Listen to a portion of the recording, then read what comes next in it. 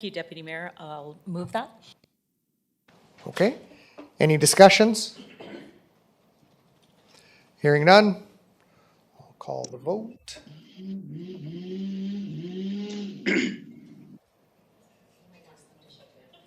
I think someone's got a chainsaw close by. That's me. I have a tree coming down in my front yard, so I'll mute it. Okay, perfect. Thank you. And I'm going to open the votes. Okay, and Councillor Lennox-Zepp Yes. and Councillor Ogrodnik. Yes. Okay, and I'm going to close the votes and accept. And the motion's carried. Delegations, we do have one speaker, VDQ NRG proposal for a waste to energy facility, verbal presentation from James Kernahan, Vice President of Sales. And we welcome James to the podium.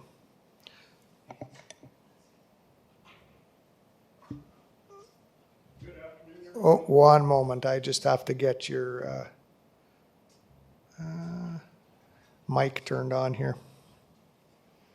Okay, go ahead, and you have 5 minutes. Thank you very much. My name is James Kernigan. I grew up here in Prince Albert. I currently work for a company called VDQ Energy. VDQ does some very interesting things. We convert 90% of landfill-bound waste into clean energy. We are a young company looking for our first commercial scale location.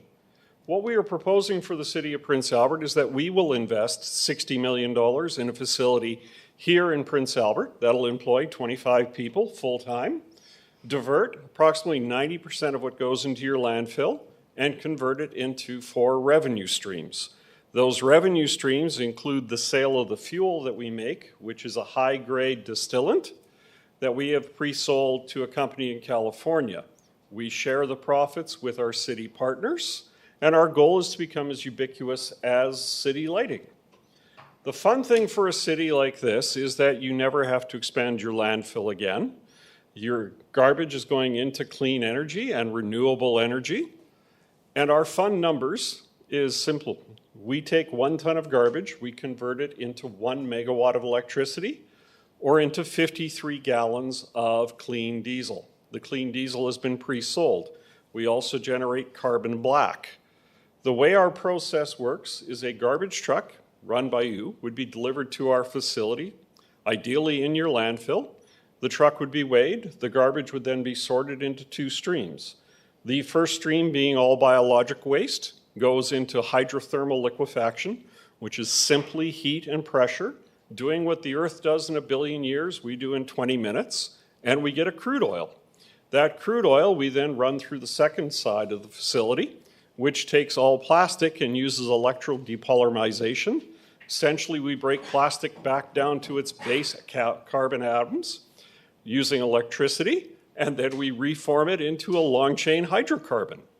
So we're basically building a first-generation replicator from Star Trek. Makes this kind of exciting. Now, the end result is that we have carbon black, which we can sell at $1,000 a ton. We have the fuel, which we can sell as a premium into California at the current rate. We also reduce the city's greenhouse gas emissions dramatically. We essentially reduce the greenhouse gas emissions to the same as if you took every car and truck off the road every year.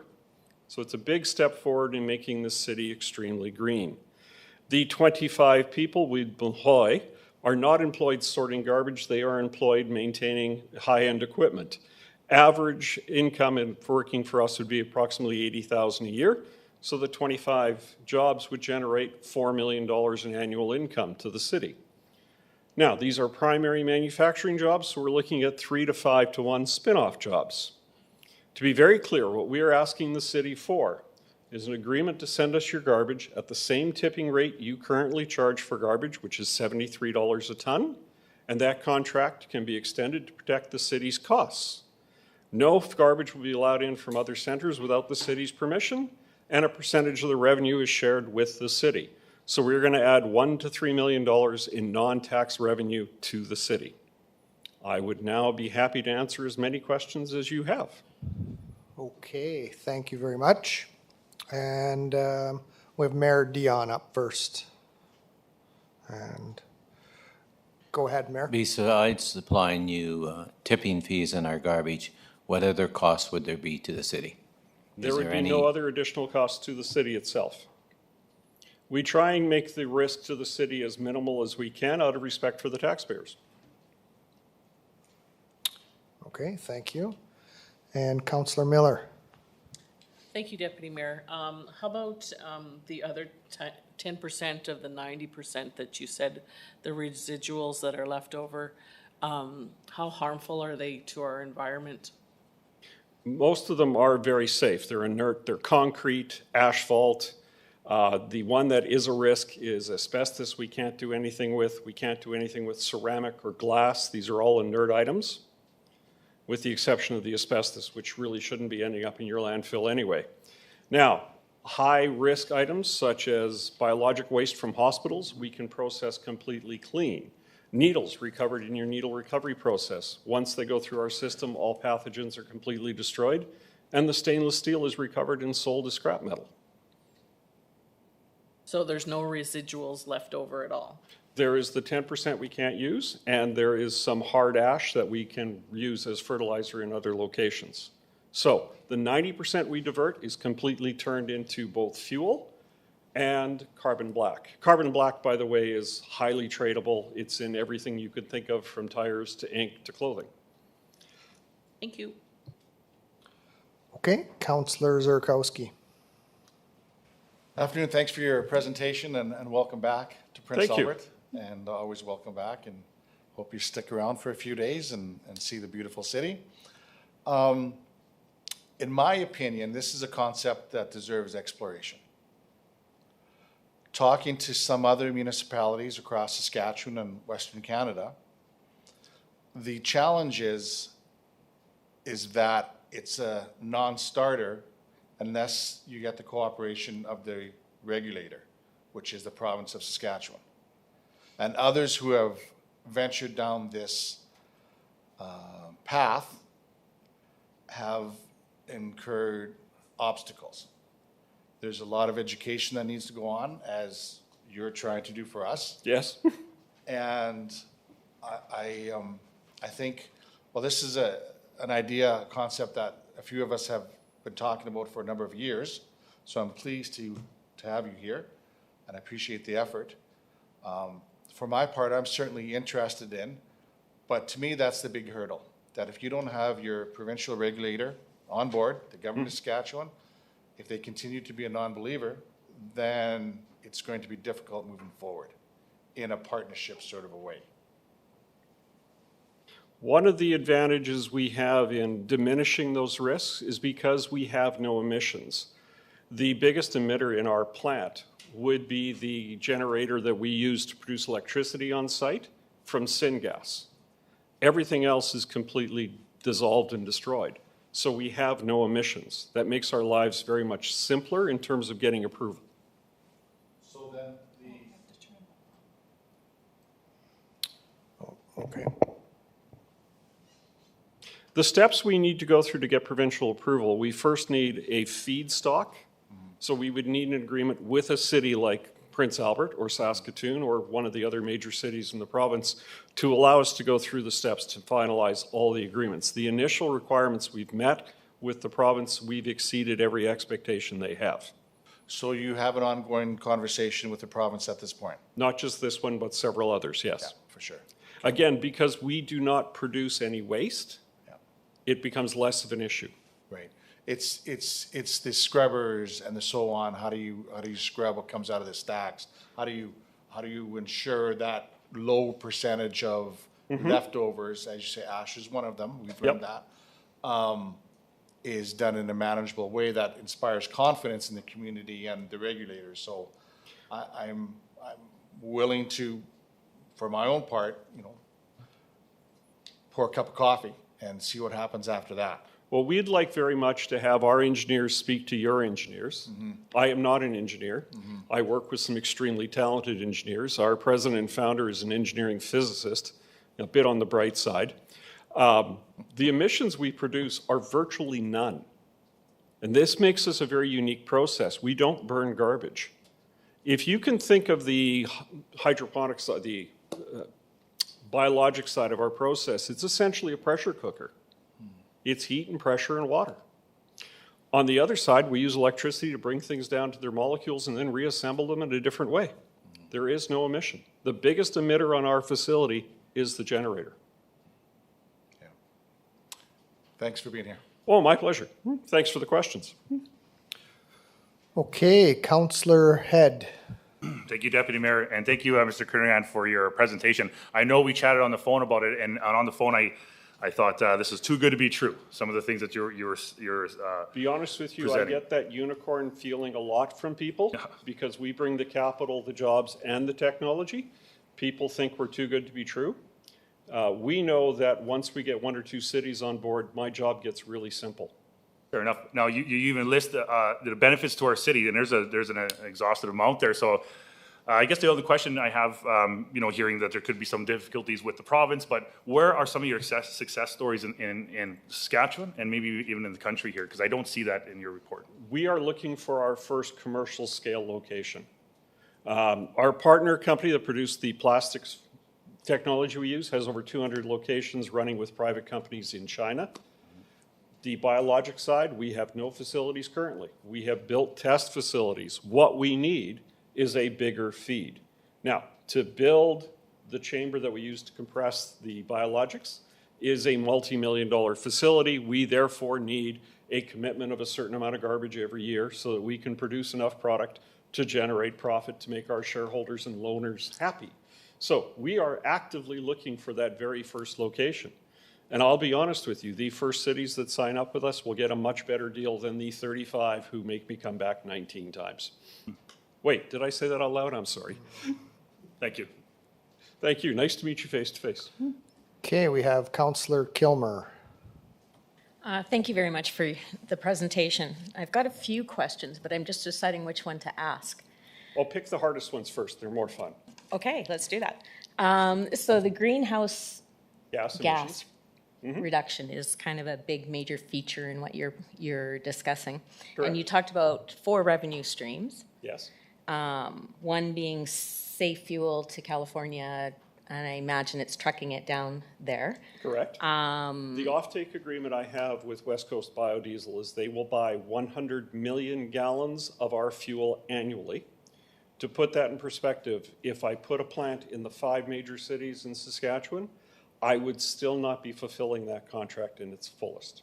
And that's a commodity that's on the market that fluctuates in price. It fluctuates in price, and currently, because our fuel is free of oxygen, free of glycerides, and completely generated in a non-food chain, in California there is substantial subsidies for that combination. Now, typical biodiesel, say generated in Foam Lake, has high levels of glycerides, so in the winter it freezes up and gums up injectors. Ours doesn't do that. As a result, in California, he can blend that 50-50 with regular diesel Okay. and get a substantial benefit. So that's one of the benefit streams. Okay, so one was Carbon black. Carbon black. Carbon black we produce tons of. Now, Right. carbon black we can sell as it is to multiple manufacturers for roughly $1,000 a ton. It can also be upgraded to active charcoal to be used in scrubbers. Okay. Costs about 20% more for us, but it doubles our profits in the carbon black. Third option is we can, in some markets, convert it into briquettes, like literally barbecue briquettes. We would do that in Africa or other developing countries as a cooking fuel. It's cleaner than what they're using. I'm sorry. And then, of course, we could also upgrade it to carbon nanotubes for use in high-end batteries as that technology comes along. Carbon black is a very saleable product. So I hear you saying that that is another manufacturer that could potentially be here and then I don't want to mislead you. transferred to Manufacturing somewhere. the carbon black into something else is something we would probably not do in a facility this small. Okay, so it's going to be transported to some, okay. Okay. So The I other guess two streams, because okay, you asked go about ahead. the 4 streams. Sure. One is metal we recover. We simply sell as scrap metal, not real complex. And then the tipping fees are our fourth revenue stream. And what about carbon tax? Carbon tax credits are Credits. something that would go into the discussion between the city and ourselves. We already know that most cities are going to wake up and go, you're diverting how much carbon credits? What is the best way to generate revenue from this? Now, calculating carbon credits is, I'm going to describe as a spooky process. We have two consulting firms we are working with to try and determine the best way to generate revenue from that. Now, in our basic business model, we ignore carbon credits because that may vanish depending on who's in power and when and how they're sold. Carbon credits, we've discovered, are transportable. So we might end up selling them in Ireland because we can get a higher value for them than we can in Canada. Now, because we already agree to share the revenue with the city, then part of our discussion with all of you, is do we sell it offshore for a higher value and share that revenue with you, or do we transfer the carbon credit directly to the city or some mix therein? But the benefit stays here because we're producing less greenhouse gases, and the biggest one of those is methane. Okay. One last question. You talk about 42,000 tons of capacity for the facility. Correct. We base that on materials that we can find publicly about the volume your landfill is currently using. And that is what, and that was my question. Is Yeah, that what our that's where we got landfill that number currently? through a series of calculators our engineers have developed. It takes a little closer look as we build the facility to make sure it matches the need of the city. And I should stress, say Prince Albert suddenly grows by 30,000 people. Our facilities are designed in modules so they can be expanded and adapted to as the community grows. So the life cycle, the investment's 2 years to build, and the life cycle anticipated is? Endless. We constantly upgrade, constantly repair, and constantly replace, and hopefully improve our technology every year. Okay, thank you very much. My pleasure. Okay, Mayor Dion. I think you just answered my question, but I just want to confirm. So we produce enough garbage to run this plant? Correct. Our basic threshold is if we can get 14,000 tons of garbage annually, we can run a profitable plant based on world energy prices without calculating in greenhouse gas credits. Now, that being said, our hope is down the road to develop more efficient processes that'll work in even smaller communities. And then I noticed you talked about our tipping fee. Well, that's to outside agencies. Well, in your case, you have two tipping fees. You have a fee you charge to agencies that have an agreement with you, Yes? and then you have a higher fee paid by people who do not have a standing agreement with your city. What we are proposing in that proposal that I forwarded to you is that when someone comes to us who is not part of your association, we would still charge them the higher fee. We would remit the difference to the city. And by our calculation, that looks like about $1 million annually to the city. Okay, because that's one area I'm going to have to look into because I know our tipping fees are different within ourselves Yes. because we've looked at that. So when you say $79 a ton, you know, it may be 30 within our own. We leave that open to discussion. Understand that to start the proposal, we can only go with what's publicly put out there. Okay? Right? And in terms of tipping fees, we never want our tipping fees to be overly large compared to a neighboring facility or a neighboring landfill because companies will just drive that extra distance, which defeats the purpose. The real reason for the tipping fee in our case is to ensure that people don't go, oh, garbage is now energy, we can produce as much as we want. We do not want that mindset getting out there. Okay, so my last question is, are we still going to need our landfill? If Well, you're taking it all, like... No, we're not taking it all. We're taking all but about 10%. Yes. So unfortunately, we haven't got a home for that 10% yet. Okay, You will still need your landfill. But let's say your current landfill has 6 years left in it. Us coming into the city turns that 6 years into 60, which, Mayor, makes it your follower's problem, not yours.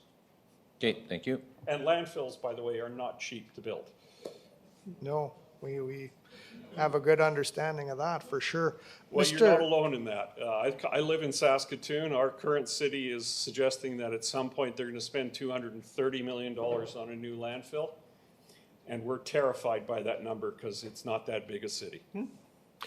Okay, before I go to Councillor Zerkowski, Mr. Kernahan, could I get you to move your mic just a Oh, little I'm sorry, bit? I just Yeah. kept hitting it. I Yeah, apologize no, for no that. problem. I just want to make sure everybody can hear properly. So we'll go to Councillor Zerkowski. So I'll make a recommendation, a motion at this time, and then you can do as you like. Mr. Chairman, I move that the city manager and Public Works meet with VDQ NRG to discuss their proposal and report back to the executive committee.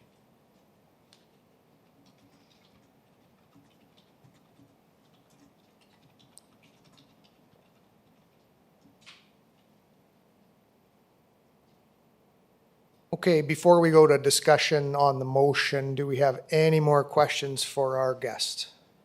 Tara Lennox up. Okay, go ahead. Councillor Lennox up.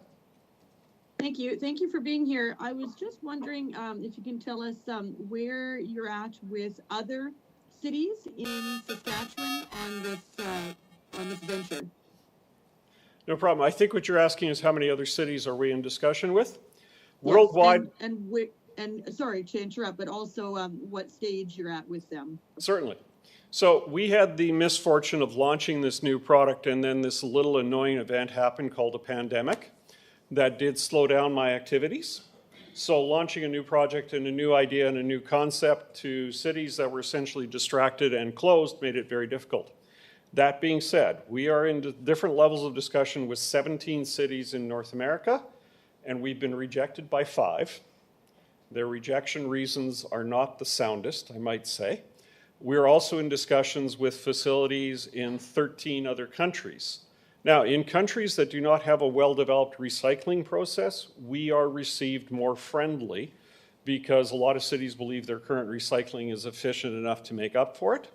The other challenge we've run into, quite honestly, is lots of people in my position have overpromised to cities. They have made suggestions that they could do things that they simply could not, and asked for cities to contribute millions of dollars, leaving those cities on the hook. So there are cities in North America that if I walked into the city council and said, I'm with a waste to energy company, you could probably time how long it would take to throw me out.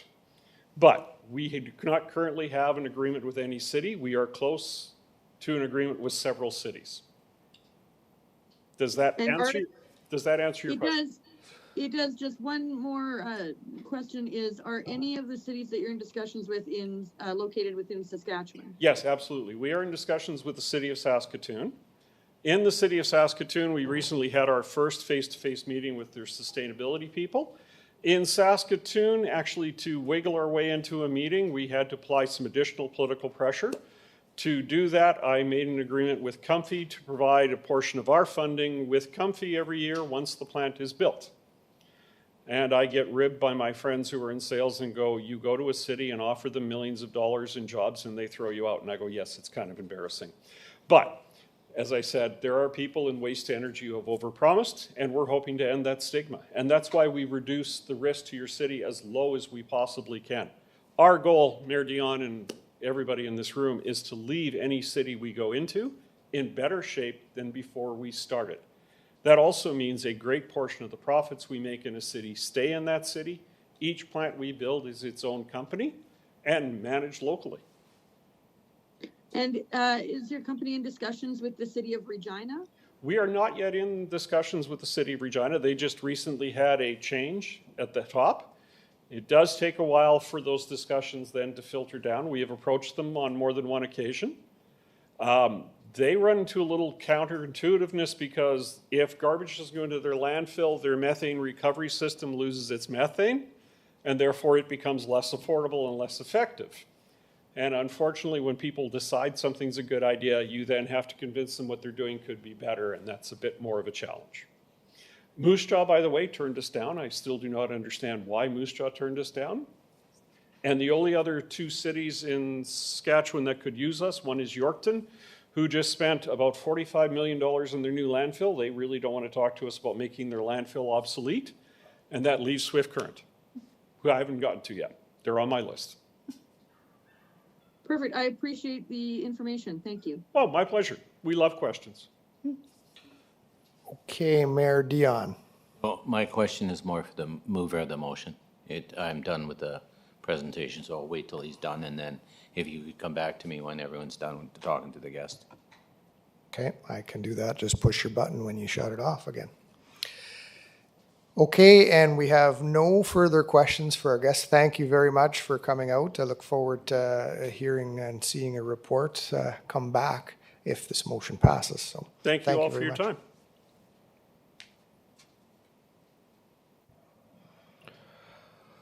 Okay, discussions on the motion. Mayor Dion.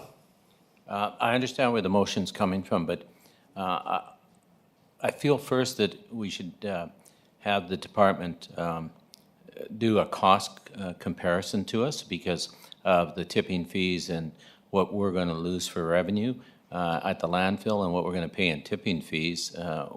I think we need to know what that figure is first before we move forward.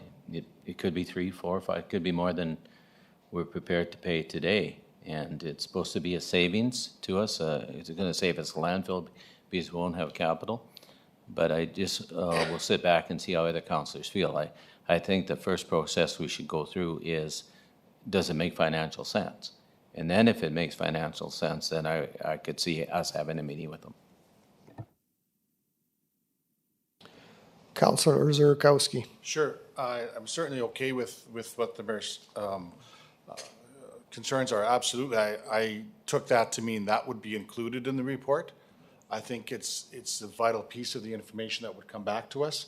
But I would be a wee bit disappointed if that information came back to us and our people never even met with this organization. So perhaps we could adjust the motion to ensure that we get that report. So it's my belief that the report would also come back with information about tipping fees and any other relevant financial information. And so my original thought, to be frank, was to have administration and the city manager, because that may include other departments, financial or planning. And so why don't I change that to administration so that, you know, as the city manager sees fit and whoever needs to be involved in that process to create that report, I think we're interested.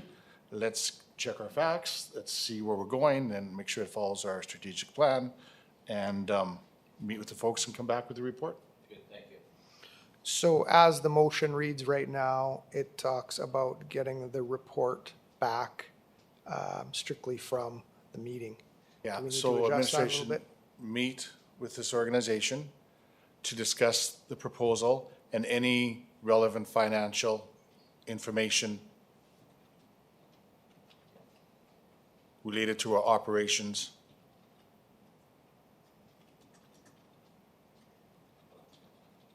Yeah, at the landfill and with the city. Sure.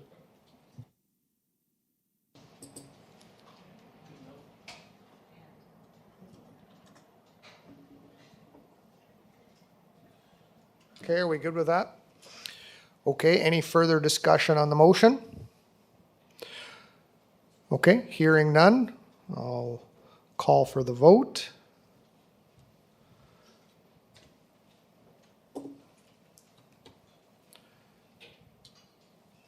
And the votes are open.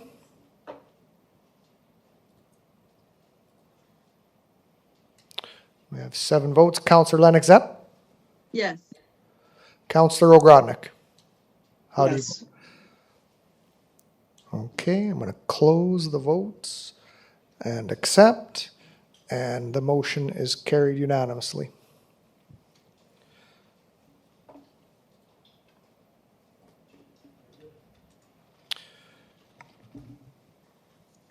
Okay, consent agenda. Anyone want to remove any items on the consent agenda today? Councillor Lennox Epp or Councillor Ogrodnik? No, I have nothing to remove. 4, 6, 8. None from myself. I mean, I have nothing to pull, not remove. So, Councillor Zurkowski? 6, 4, 6, 8, and 6, 9.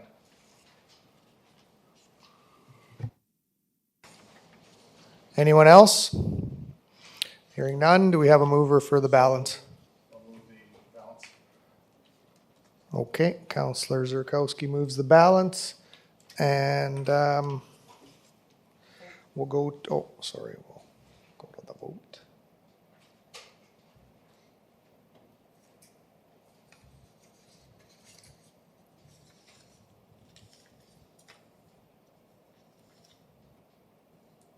Okay, and the votes are open.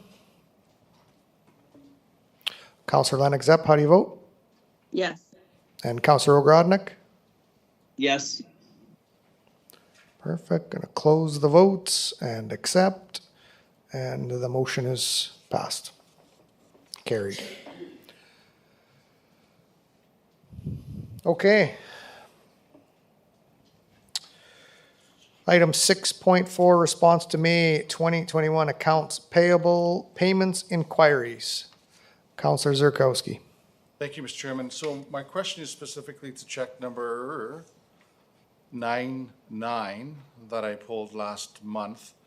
And not that it's a large amount, but it goes more to our purchasing practices and I guess how we operate. So what I'd really like to hear is whatever that was purchased there was not available in the city at any other hardware store or any other business within the city. And I guess it's all about next time and it's all about moving forward. So if this is a regular product or a number of products that are needed at a certain point of the year, maybe that's something that we could purchase ahead of time and have in stock purchased, you know, at that low dollar amount within the city, at a city-owned business, a business that operates in the city, a business that pays property taxes, moving forward. So I guess I'd just like some comfort around, you know, this is an exception rather than the rule that we're making purchases at a hardware store outside the city. Okay, and who would like to respond to that? Any director of financial services? Hang on one moment and I'll get you.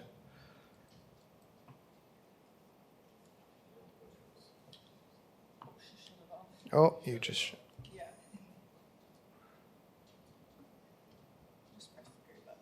Oh, yeah. There we go. Okay, go ahead, Director.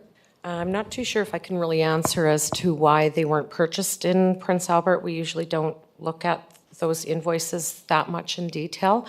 However, it is quite possible that we use vendor panel as part of our purchasing software, and we usually invite local any vendor to participate if there are quotes that are going out asking for these types of pricing. Yeah.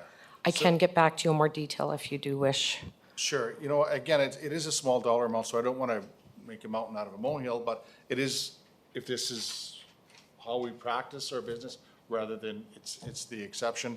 So what I'm hearing is you suspect that there was no interest in any other locally owned business, operated business to provide this product. Or when we put the quote out for these particular items, this particular vendor could have come in with the best price and for what the requirement was. Right. And our purchase policy mandates that we pick the best price and. Correct, yes, yeah. Receive and file, please, Mr. Chairman. Okay, Mayor Dion. Hang on. There we go. Well, I am surprised by the response because I did look at the small item and I thought we would have just drove to Canadian Tire or to Rona or 10 other places I can list that sell them and just pick them up. I don't think it's a thing that we have to go to vendor. That means that we don't want to move over our desk, that our computer does our work and don't want to shop local. And so that is a concern to me, even though it's a small amount. It's probably happening in other areas, and we shouldn't rely on vendor purchase or whatever we call it. This item, I can tell you, I know 6, 7 stores you can go buy them in, and they're pretty well all the same price. And so I don't think it's an issue of getting a cheaper price. I just think it's an issue of pushing a button instead of going out shopping. And so I don't like that idea because I support local. So I'd like the department to review that these small items don't go to tender. The bigger items I certainly understand, but when you just need a few pickers, I don't think it should be going to a tender. Okay, any further discussion? We have a motion on the board, and I'm going to go to the vote.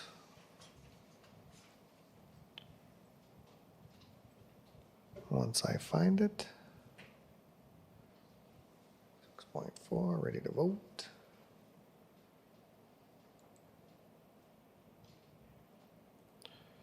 Okay, and the vote's open.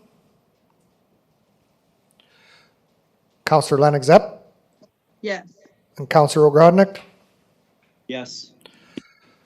Okay, close the vote. I'm going to accept it, and the motion is carried. We have 6.8.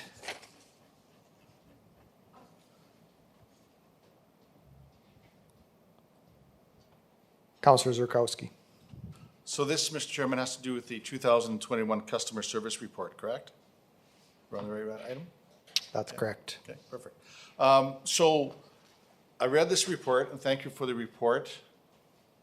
Thank you for the very well detailed. 19 surveys, hey? 19. Wow. I'm sure I've talked to more frustrated people in the last 4 months than 19. So thank you for the effort that went into the report that resulted from 19 citizens taking the effort to do the survey. I'm sorry for that. However, I do agree with some of the summary points that were made. I do think the corporation has gotten better over the last couple of years in customer service, in the training, and I was pleased to hear that some training has evolved. I've certainly noticed the attention to the detail when concerns come forward, and the effort to change the way we answer the phone, that we're calling people back, that we're identifying ourselves. Those things weren't happening 4 years ago, so I think those are pluses. So I guess my thoughts go to, now what? Now where do we go from here? What's our intention? Who takes ownership of this? How do we make sure our momentum isn't lost? How do we keep doing these good things that have gone on over the last couple of years? Because there has been a noticeable difference, in my opinion.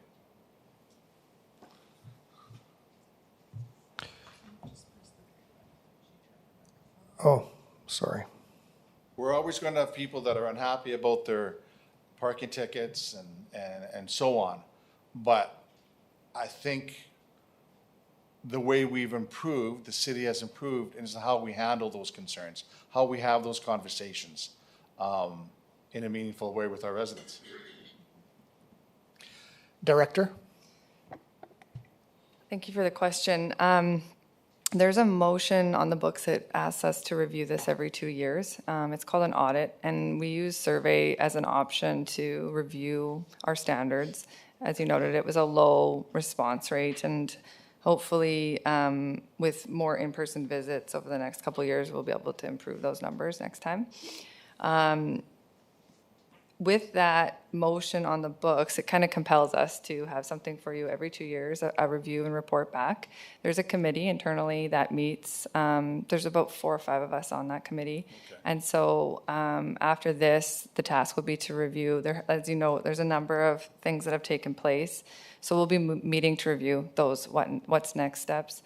I think there might be another opportunity to check in with council in a little more of a roundtable way to hear out what you're still hearing out there, because if they're not reporting through the surveys, I know you're hearing from them, from residents. So to be honest, we don't have a strict list of action items, but there is a committee that will meet and review.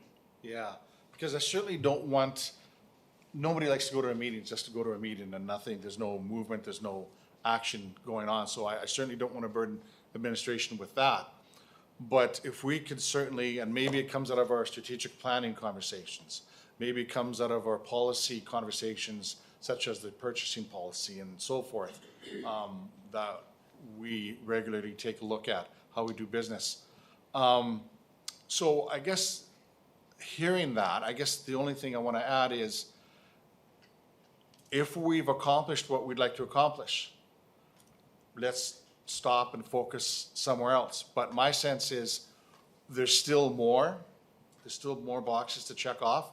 We can elevate this customer service, this feedback in a way that we're not just inviting people who are unhappy with the corporation to provide their survey, their feedback. How do we engage regular citizens that go to the new water park, that would like to see an additional playground, that are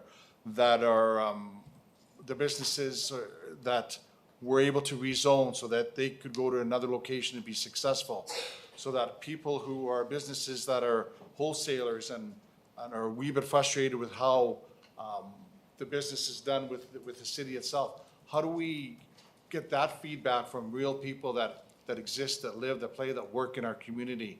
I think, to me, that's the challenge that comes next.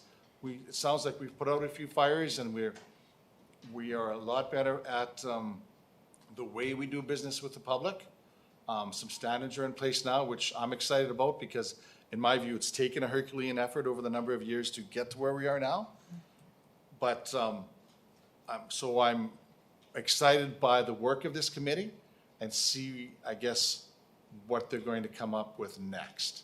And if that means engagement with a certain sector of the business community, engagement with the people that walk into the library to go to public spaces, how do we engage them insofar as their relationship with the corporation? I think that's where we need to go next. Thank you for the report. Okay, thank you. I do think we've seen some positive growth over the last couple of years, for sure. There's always room for improvement, and communications we've talked about often, and communicating with our residents and businesses. So we'll look forward to a report in a couple of years and some positive, active communications, and I'm going to open the vote here. Oh, we have a motion now that I can go to the vote. Any further discussion on the motion? Seeing none.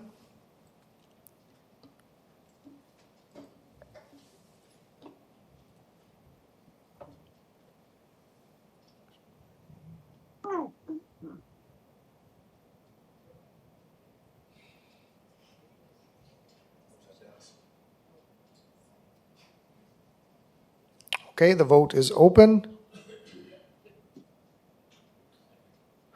And Councillor Lennox-Zepp? Yes. Councillor Ogrodnik, how do you vote? Yes. Perfect. I'll accept the vote, and its motion is carried unanimously. And we'll go to 6.9.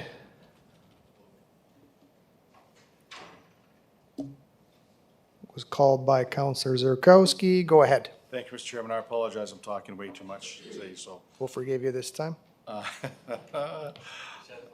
Yeah, exactly. Well, it's early.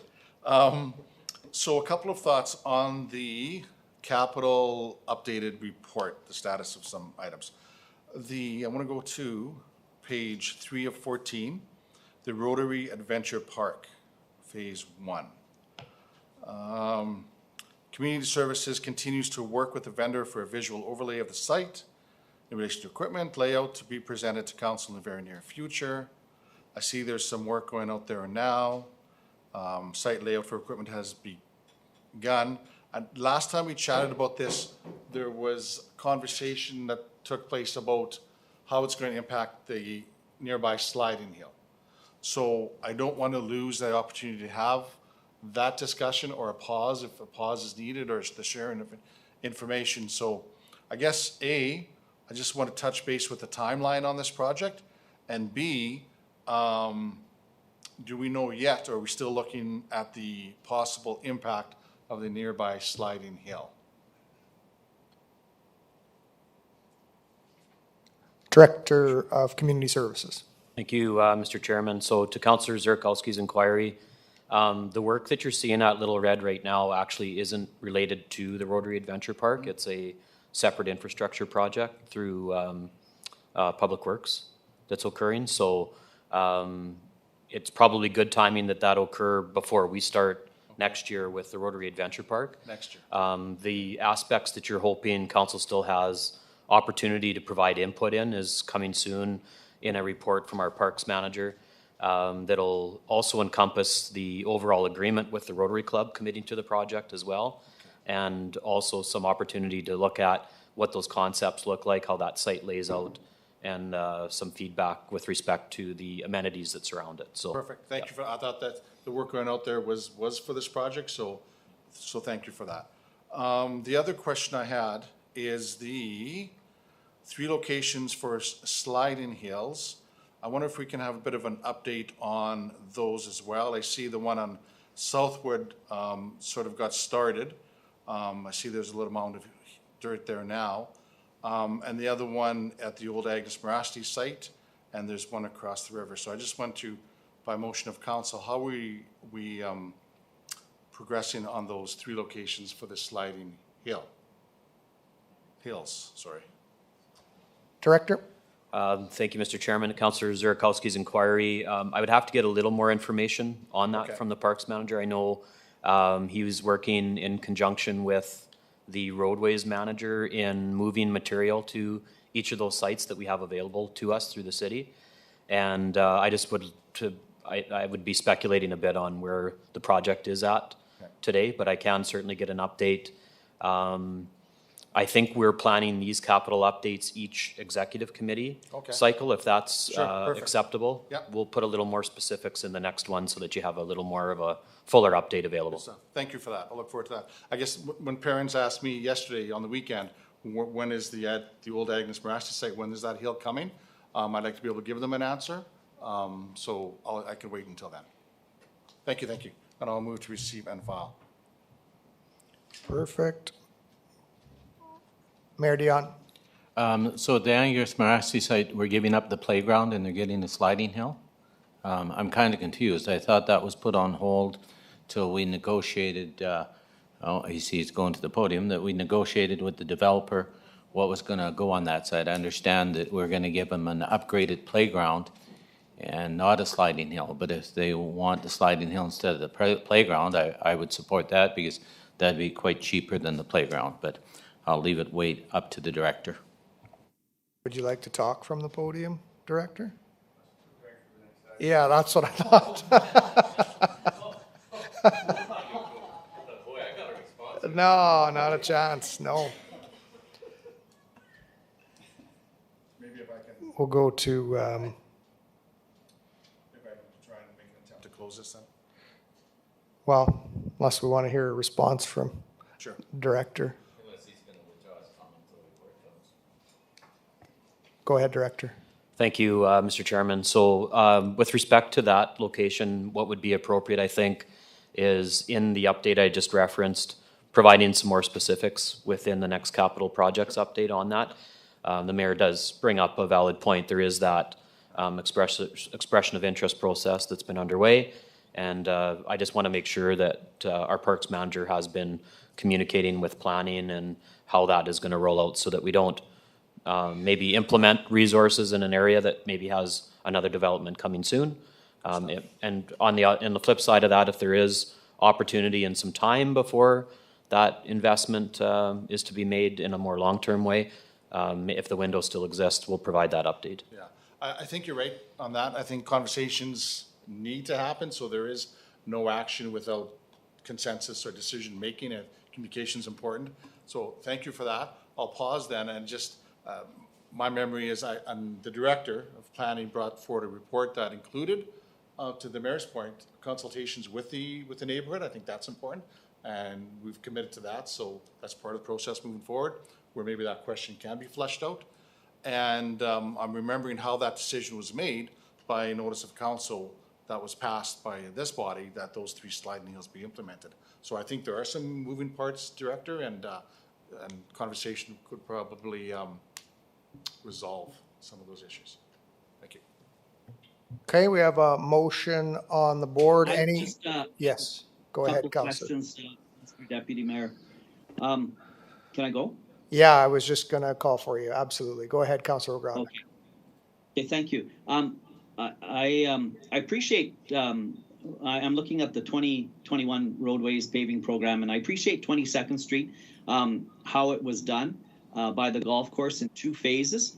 My question to the director is the second phase, which is I think the 800 or 900 block of 22nd Street, is that going to get paved before we begin the work on the intersection of 22nd and 6th Avenue? I would hate to have, delays at both ends on 22nd Street. And so is that going to happen before we begin that work, as I said, on 6th and 22nd? Because I think 6th and 22nd, it's supposed to start on Monday, a week from today. I think that's what the letter said. And so are we going to get 22nd paved before that starts? Okay, we'll get a response from the Director of Public Works. Thank you very much for the question. Yes, that is our desire too. We wouldn't want to have both of them closed at the same time.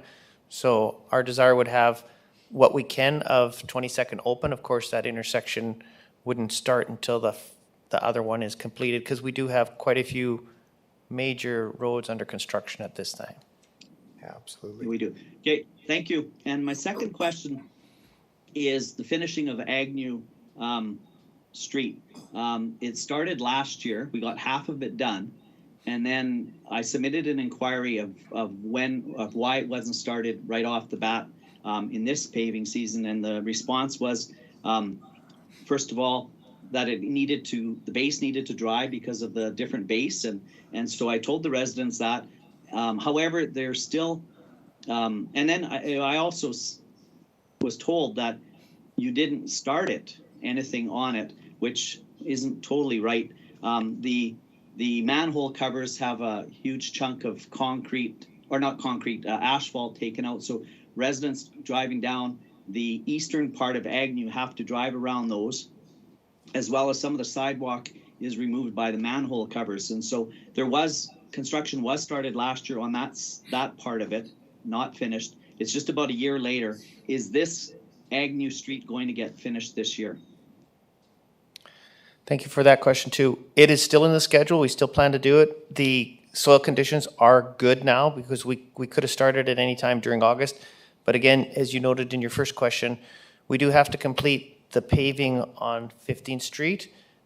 They're working on Gilmore Crescent right now. We have to get that closed in and paved as soon as possible, because those people have no access. And then also 22nd Street, which also needs paving. So there's 3 paving projects presently in the queue, all under construction. As soon as we can get some of those out of the way, then we can move over to that Crescent. Yeah, okay, thank you. And I hope Agnew does take precedence, because it was started and wasn't finished. And I thought we didn't do that anymore, but thank you for your answer.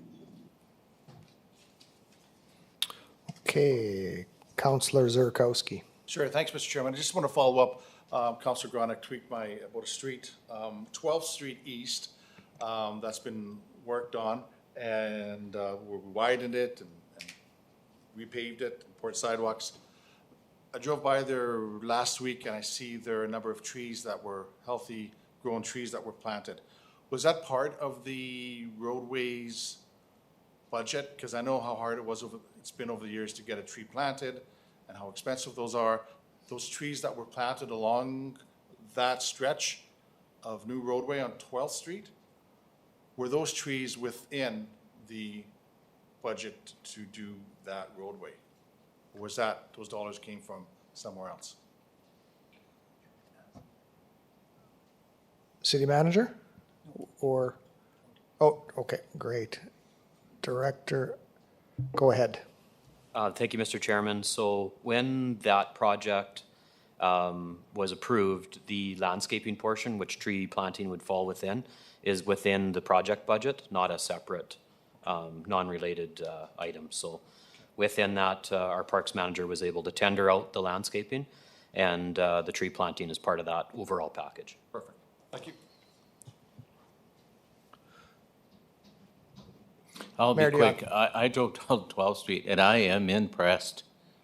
New pavement, new sidewalks. It certainly added value and made the neighborhood cleaner and brighter. And I did see all the new trees planted because trees do regrow. And so I want to congratulate the department. I think they did a great job there. It's just a beautiful example of what we can do when we put our minds to it. Thank you. Mr. Deputy Mayor, I'll comment too on 12th Street, since Councillor Zerkowski brought it up, if I may. Sure. I agree. It was a great project, and it really added and made the residents have safe water. They got rid of the lead pipes. That was the whole purpose of that. And the sidewalks, there's also new lighting along 12th Street. Trees are being planted. They still have to landscape the 400 and 500 block, but I'm sure that will get done. But it is a huge improvement for the area. So congratulations to the department, Public Works, for getting all of this work done. Looks great, absolutely great. Yeah, I agree. Just the overall look of the road, it just feels safer. It brings the brightness to it. So great job. Okay, no further discussions? No? Okay, we're going to open the vote.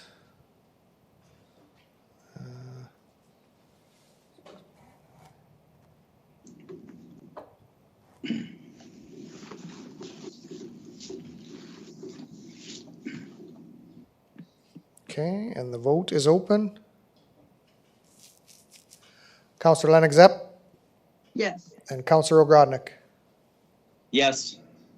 Okay, all votes are in. We'll close it, and I'm going to accept it, and the motion carries. Okay, we are going to reports of administration and committee. 7.1 Crescent Acres Neighborhood Plan, PowerPoint presentation from Craig Giddinger, Director of Planning and Development Services. And I will, there you go. Thank you, Deputy Mayor. Thank you, members of council, for the opportunity. We'll just make sure that this clicker works, and it does.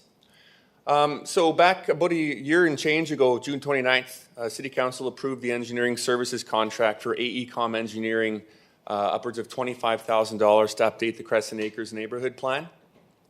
We wanted to ensure that the plan aligned with all of the current municipal legislation and all the current documentation that we've got completed over the last number of years, specifically through the Department of Public Works. When I talk about projects and documents that we've been working on, I'm talking about the transportation master plan, sanitation plan, our water distribution study, our stormwater plan, and the list goes on. Our current plan for the Crescent Acres neighborhood dates back to 2013, and it was not formally endorsed by City Council. So the ultimate goal was to bring it up to current standards, make sure it reflects all of the other policy language we've got in place, and once and for all have it approved by you, members of City Council. So it's now been updated to ensure that the engineering reflects the city standards. One significant change that we've made that I'll be focusing on today is 2 land use plans. The lion's share of this document, it's engineering, so it can't really be changed. The pipes will go where they go, the transportation and road network will go, which makes most sense to meet our standards. Water distribution, sanitary, those types of things. But when it comes to land use, that is one area that we can adjust and change and be flexible on as we move forward. The initial land use plan in the document was primarily large lot residential. If you think about all the land we have available in the city, whether city-owned, city-developed, or privately owned and developed, for the most part, it is large residential lots. And that is what is reflected in our plan.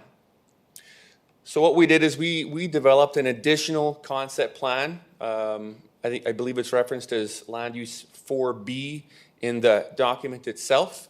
And there's a little bit more opportunity for mixed-use residential development. So not only your large $500,000, $600,000-$700,000 homes, but also townhouses. Think Muzzy Drive townhouses and condos, duplexes, things like that. Again, this is a non-committal document. It can be flexible, but we just wanted to ensure that we do introduce an element of flexibility in that document for City Council to consider as we move forward. So the next 4 slides provide the questions and the responses. So question 1 asks the public to weigh in on the proposed changes to residential land use, specifically to increase to medium and high density development. As you can see in the results there, I don't know if you can see it on the screen, but for the most part, people were not excited about introducing multi-unit development in their neighborhoods. Something I'm not necessarily surprised by. When we talk multi-unit or residential uses, often people are on one end of the spectrum or the other. So they think single family, large single family homes, and when I say multi-unit, they think 6, 7, 8-story high-rise apartments, low income, not attainable, those types of things. But when I talk about multi-unit, I want to be sure that we're all on the same page. We're talking about, yes, potentially an apartment building. Certainly won't be dropping it in the middle of a residential neighborhood with large lots, but we want to be strategic about how we place those. But we want to ensure that there's condominiums. We want to make sure that there's duplexes. Lake Estates is a really good example for a private development. There's some beautiful condominiums there. There is on the north side of 28th, there's an area that allows for things like duplexes. On the south side of 28th, there is duplexes. There's some very, very large $1 million homes. We want to ensure that that is across the board in the city. A good rule of thumb is that we want to make sure that everyone in the city has an opportunity to buy or own or rent in any neighborhood. So that is what providing mixed use is all about. So in consideration of the response that people aren't overly excited to see more density in their neighborhoods, I think what I get out of that is more education. We want to make sure that the residents of our community understand what we mean by more density. It doesn't mean we're going to all of a sudden drop one of those 6 or 7 or 8-story apartment buildings right next to your house. We want to be sure that we do it strategically in a way that impacts the residents in a positive manner. We want to make sure we do a lot of public communication and that we have a very clear and concise process as we move forward. One thing I will mention is part of the challenge with communications for this project, again, is COVID. I know we don't like to rely on that as an excuse very often, but we like to have in-person meetings when it comes to these types of discussions. We just weren't able to do that. So what we did do is we put a survey out to everyone in the affected area and out about an additional 250 meters or so. We got about 60 or 70 responses, which is fantastic. But I will note that all of the responses that we got are from people that live in the Crescent Acres neighborhood. So it wasn't across the entire city. So I would suggest that not necessarily that the answers were skewed, but they did come from people that lived within the neighborhood. Question 2. We asked the public to weigh in on our parks network. We work closely with our parks manager to ensure that we have a parks network that is robust and offers amenities to not only the Crescent Acres neighborhood, but also enables residents to get from one area to another and to eliminate the need for our narrow walkways and laneways and park spaces. We want to make sure that they're wide and lots of eyes on them and safe, and overall people really like that idea, so that was positive. Question 3, we asked the public to weigh on a commercial mixed use area. Another good planning principle is that within a 5-minute walk from your home, you should be able to walk to a cornerstone, maybe pick up some milk or some bread or something like that, and potentially some small commercial offices. Often you'll find a gas station or a small office space or something like that. And it's really important to have those in our neighborhoods as well. And if you think across the city, I think we do a pretty good job of promoting that. And that isn't something that was reflected in the first land use plan, but we did introduce it in the second one, so that was well received as well. And then question 4, again, we're talking about the density a little bit, and we asked the public to weigh in on future lot sizes. Do we want to promote and only provide your 60-foot lots, or do we want to allow some of our smaller neighborhoods, or smaller lots like we see in some of our other neighborhoods across the city? Not everyone wants a huge front lawn that they have to care for and mow. Sometimes people can fit a very large house on a smaller lot that's a little bit more carefree, so they can take off 6 months of the year, or they can maintain a little bit longer into the later years of their lives and things like that. We did find that people like the large lots in the Crescent Acres neighborhood, so we want to be strategic about that again. But I believe we are able to have, closer to 35, 40, 45-foot lots without affecting the amenities of the neighborhood as well. So that is again reflected in the second land use map.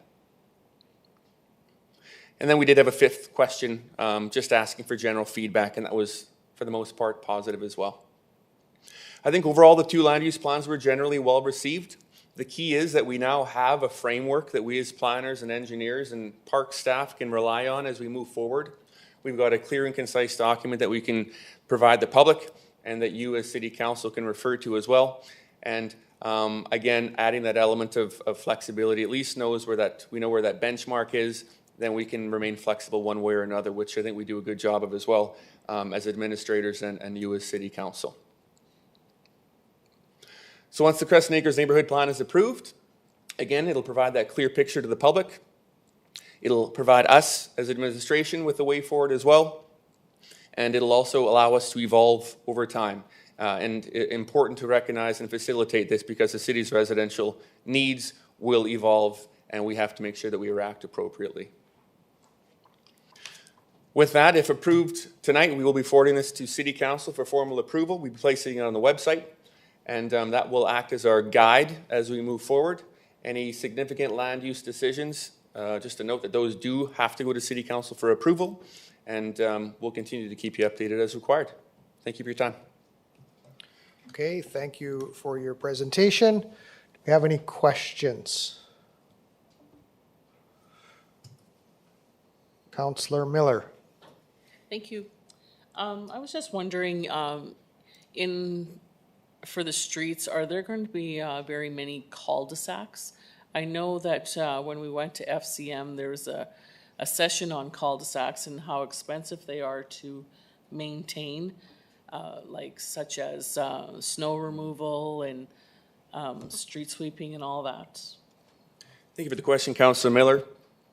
Certainly our Director of Public Works would be in a better position to speak specifically to the pros and cons of cul-de-sacs. However, what I will say is that we were very strategic in the development of this plan as we did not drill into detail of the design of residential streets, and we did that on purpose.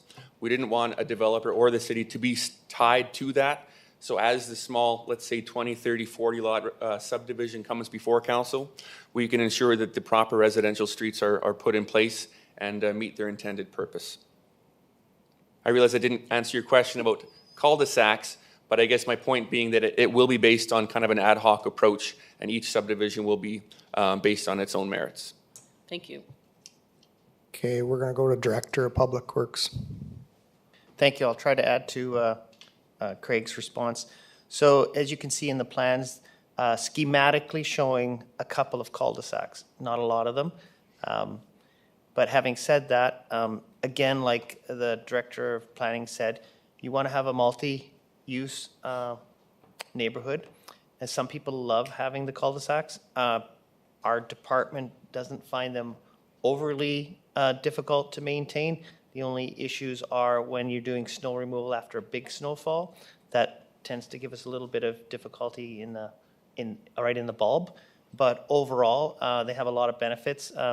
You get to use 3 sides of a street, so you do get a high level of a return on your dollar for your infrastructure.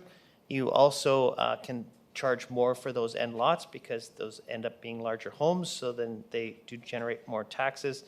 And finally, they also never have speeding problems because they're a dead-end street. So there are some positives, but in the plan they show presently 2 of them, and the other plan doesn't show any, but even the past one from 2013 showed, I think, 3. We'll go to Councillor Zurkowski. Thank you. A couple thoughts, and then I do have a question. People don't like surprises, and that's what annoys them and bothers them. I like what I've read in the report. I like the additional concept plan, the second land use concept map. I think that's a much healthier mix for a community. I think that's a healthier way to go. And if we let the developers know, let people know, let the public know what is planned for that area, then they can make their plans accordingly. They're not going to be surprised, because I've been through a few of those surprises where the community grows. The developer wants to build on the west side, and all of a sudden, people thought the forest across the back alley, that it was going to be Sherwood Forest forever. And then they're surprised. And then there's, across the street, there's $1 million homes that pop up. They're surprised. And then there's duplexes, and then they're surprised. So I think getting this map out there, letting people know so they can plan where they're interested in living in 6 months to 5 years, they can make their plans accordingly in a healthier sort of a way where there is that mix, because I think that's really important. I love the Director of Public Works mentioned lot sizes. I think that's a much healthier way. I think if you take a look at the lot sizes and the beautiful homes along Southwood, I think those are some of our most beautiful homes in the city. The two-story sort of character gingerbread homes, I think that's a lot of activity there with young families. I think that's a really nice example of what the city did at that time for smaller lot sizes, and look how quickly they sold out. And I think there's a reason for that with those smaller lot sizes. I tried to find some information about how we're going to handle the stormwater insofar, because Crescent Acres is a little bit unique with the storm drain there. Is that also a little bit too early to talk about that, or is there some conversations around how we're going to handle the stormwater in that area moving forward? Director. I will refer this to our Director of Public Works. Although this document does refer to other studies that we've done, it doesn't go into a level of detail that would answer your questions. It does refer to the stormwater management study that we did a few years ago. So if the Director of Public Works would be so kind, he could answer your question for you. Go ahead, Director. Thank you. So it does touch on it. It doesn't go into great detail, but the natural pond that is behind the two schools there and part of our city park would be excavated and designed to be a retention pond like the one behind the hospital and the Alfred Jenkins. So what we would do is we create a retention pond that becomes a feature in the main park. And that helps in a couple of different areas, but mostly is that it allows for the existing storm system to be able to handle new neighborhoods without having to upgrade the piping from this neighborhood all the way down to the river. So in the storm event, the water is retained and then released after the storm event into the existing storm main. So that would be the plan going forward when you finish all of these phases, is that pond would be dug down and create an actual retention pond, not as it is now because it's very, very shallow. Yeah. And as you can see, there's two because we would actually need one up farther. Yeah.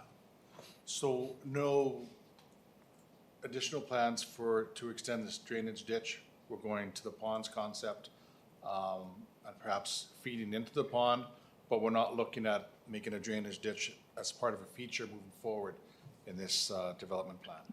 There would be a small drainage ditch between those two ponds, as you can see. So the upper pond would be a little higher in elevation than the other one, and then you'd probably have a little tiny weir and a little bit of a creek with some natural, bulrushes and things like that between the two ponds. Okay. They've done a similar thing in Regina in one of their parks. So I want to ask this question now, and I'm going to ask it in 4 years as well when we start developing there. When we move forward on these ponds, I don't want to lose the opportunity to look at some of the recreational opportunities that come with these ponds. Now, I know the water rises and lowers, so there's some challenges, but I just wanted to throw that out there now that recreation, when it comes to these ponds in our neighborhood, it adds wonderful value whenever we can create that and make it happen. Thank you. Okay, for some reason Mayor Dion's light went out. I don't know why. So we're going to go to Councillor Cody first, and then we'll go to Mayor Dion. Thank you very much, Deputy Mayor. You know, this is an interesting survey. It really is. when you look at this survey, it tells you something about that area. Those folks don't want anybody there that's of low income. You know, they don't want small lots. They don't want high density to help them pay the taxes. They want large lots so they can pay high taxes. That's an interesting concept of an area that now is complaining about the fact that their taxes are too high. You know, it's amazing, really, when you think about it. I didn't think I'd read this into it, but that's really what we're looking at here. It's an area that, stay out of our area. We don't want you in here if you're a low earner or if you're a small house person that can't afford a large home. And we don't also want a high density here because that's no good for us either. So it's going to be quite interesting when this all comes together at some point in time when the construction starts. It's going to be of interest. I just wanted to point that out, not that there's anything wrong with it. I mean, they can do what they wish, and it's their area, I guess, or whomever goes it's their area. But we have to be also cognizant of the fact that, you know, there are others areas in the city that help pay taxes. And the amenities that goes into areas like that are quite opulent. And so, you know, one needs to be just a wee bit careful when we start the construction of that area. Thank you. We'll go to Mayor Dion. So my question is to the Director of Public Works. We talked about cul-de-sacs. I get just as many complaints as some of the weird streets that we have that sort of have 4 cul-de-sacs on one. And I'll give you an example, Mahan Drive. You know, it's a drive, it goes all the way around, but when the grader comes, he's got to stop because there's a little cul-de-sac thing over here, and then goes another block, and there's another little cul-de-sac thing over here. He goes, and they don't get cleaned because you need loaders and dump trucks. So then what happens, they get accused by the rest of the residents, well, how come you get a snow lift and we get a grader? You know, so I hope we don't do very many more of those streets, because when it comes to snow removal, that's always the #1 issue, that you need a grader first, and then you only get probably 60% of it clean because the rest of them are sort of in these little cul-de-sac designs, and then you have to send loaders and dump trucks. So to me, that doesn't make any sense. So I hope we've got away from that style of a street. Okay, thank you. Good discussion. Do we have anybody that would like to move the recommendation? Councillor Ogrodnik. I just have a comment. I'd like to thank the director for his presentation, and I just want to point out that just because the survey suggested larger lots does not mean that it's unwelcoming to lower income or people are not wanted in that neighborhood. And the facts speak for itself. In Crescent Acres, there are more care homes in Crescent Acres than there are in some entire wards. So to say that, you know, they're unwelcoming is, I think, maybe a little bit harsh, and I don't think we should read that into this report at all. And I just needed to say that because people in Crescent Acres sometimes get a bad rap here by some members of the public and some people on social media, etc. And it's not that they're not unwelcoming. It's just that when you're building and you're spending that kind of money, you want to make sure that your neighborhood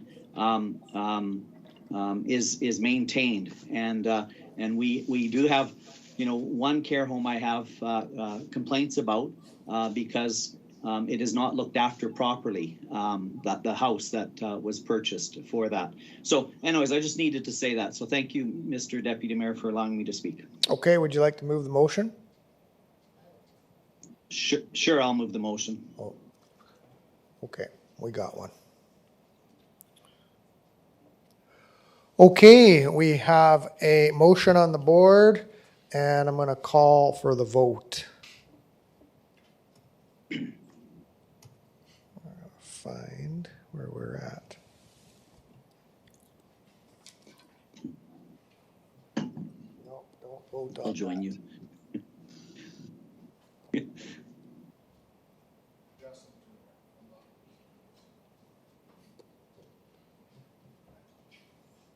What did I do?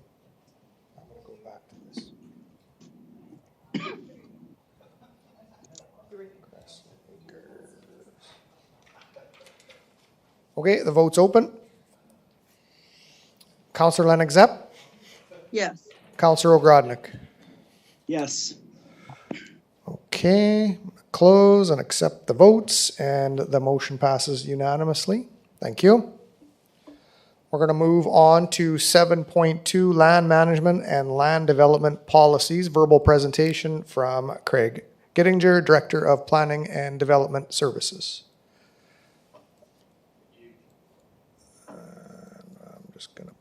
There you go. Thank you, Deputy Mayor. Thank you, members of council.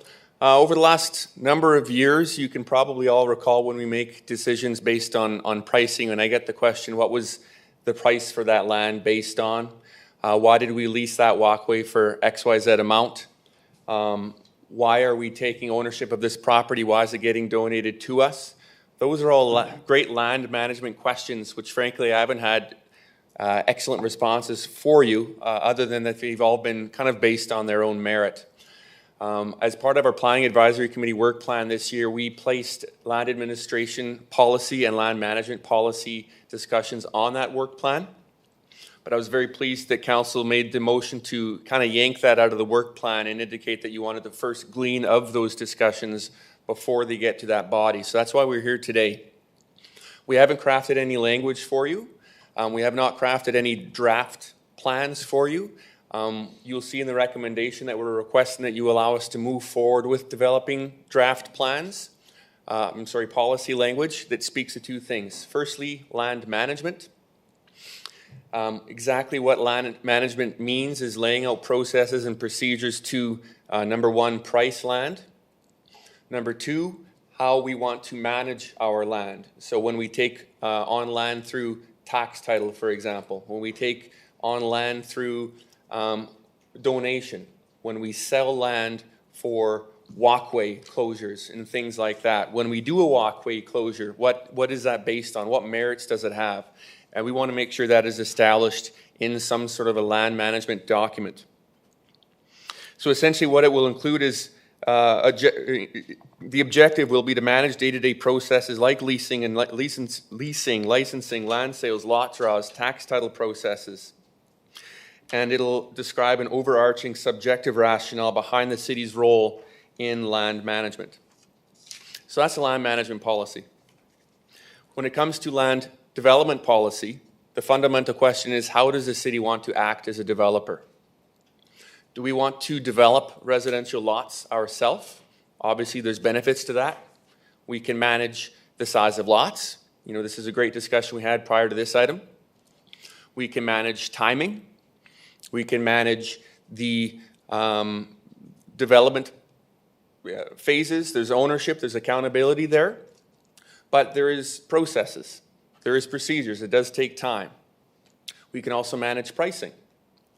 Or we can leave the private sector to do that work. We can sell large tracts of land and they can develop the land themselves. They can develop the lots for sale. There are issues with doing that and we lose that control. Sometimes the quality of the work is not quite up to our standards. We do have multi-lot subdivisions that we're still trying to manage from 5, 6, 7, 8, 9, 10 years ago.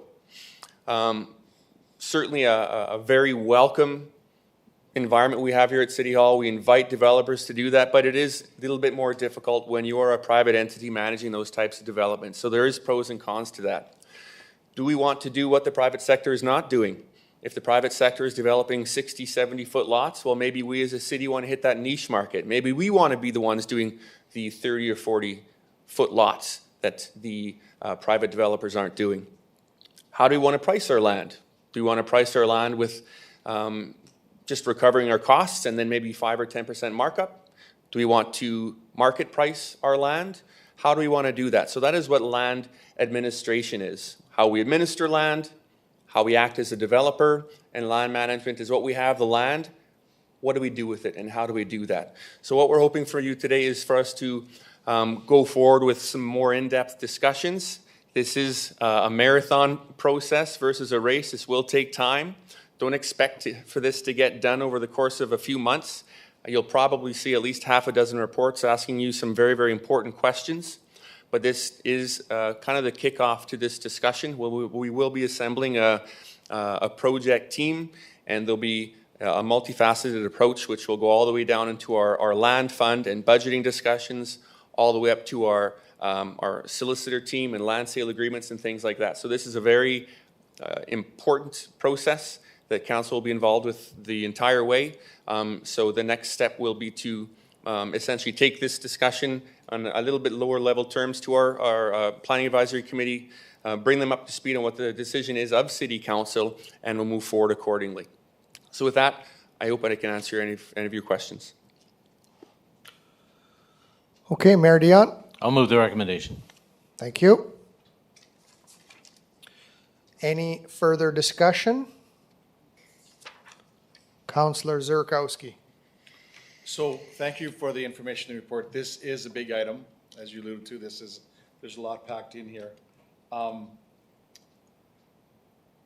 We've had these conversations evolve over specific asks over the last few years, and it seems frequently uncomfortably reactive rather than getting some staging in place ahead of time. To me, one of the questions you ask, is it development for profit? And I think that's important in a sustainable community. We have to watch the dollars. But sometimes it's not all about profit. It's about a healthy community. And if that means putting it in a pocket park instead of selling that lot on an infill on the interior of a city, then maybe we expense that into a pocket park because it's quite a distance for those young families to travel. I think we need to look at, and I think the right approach in many things is a bit of a mix. It's never one thing. And looking at 2 or 3 acre lots, if the demand is there, then it would be nice if we were nimble enough to market that, to be prepared for that question, to have that available. And the same with smaller affordable lots. If those were available and ready to be planned for, because a developer will check us out before they ever pick up the phone and call us at City Hall. They'll do their homework. But when they do call us at City Hall, we have to be nimble enough to jump in a vehicle and show them what's available. And sometimes we're not ready for that phone call. And I'm thinking some specific examples, but I'm also thinking about heavy industrial, where we are lacking clearly in that. So what's our plan moving forward to deal with heavy industrial land? And we need to have those conversations. Letting the developer go where he or she thinks there's an opportunity, to me, that's when you let the market dictate. There was a time where we tried to steer people to one side of the city versus where they would like to go, and that side is where the sun rises. And we found that, well, maybe there's another area of the city where the private developer likes to go. But if those lots aren't moving, what can we do with those lots to get them moving? Is it pricing? Is it marketing? Is it, and I don't know, I'm asking questions like you are, and so I'm excited about the conversations that will follow. One of the decisions we are often asked to make are zoning requests, rezoning, change of zoning. And we do all this bloody planning, and then we get requests for zoning. And it's like, sure, sounds good, why not? And so we can do all the planning we want and color the maps and allow commercial or residential or a mix, but at the end of the day, we've never said no to a rezoning request. And so we have all these empty office buildings. I don't think we do actually right now, but if we want to direct a certain business to a certain area of the city where they should belong, I look at South Industrial and how that's evolved over the last couple of years. And maybe if we made different choices and we're ready for that interest at the time, it would have shaped our city a little different. So I'm glad you brought this report to us. There's lots of questions that need to be answered that will shape a lot of micro decisions in the coming time. Okay, thank you for that. Any other further discussions?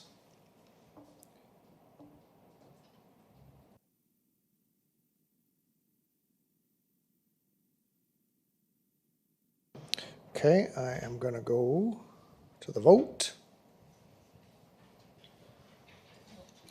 Too far.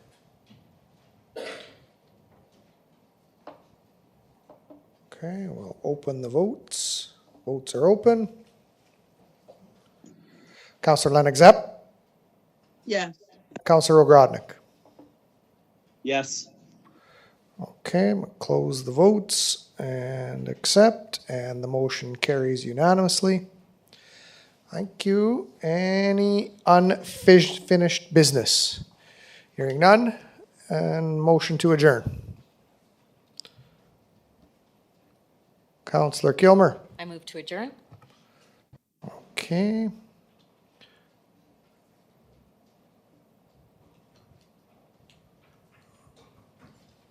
And the votes are open.